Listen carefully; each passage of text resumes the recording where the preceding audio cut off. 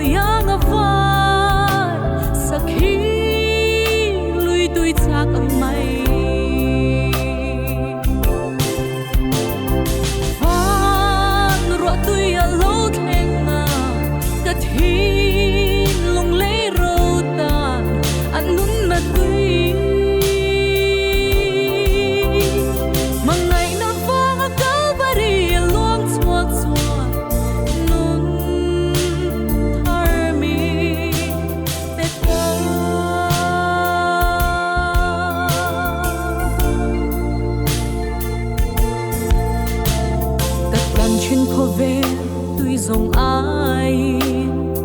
at lum zoke lal pa chu alvarit lang tui nung lui luang chuan mi sual bo nu min chan dan ta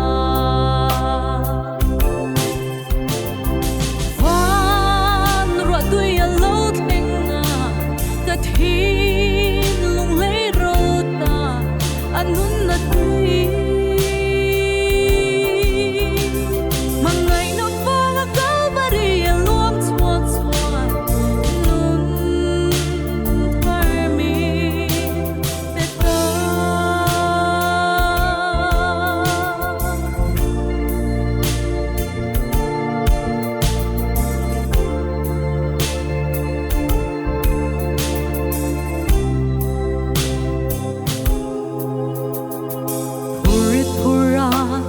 Varung te u is one cross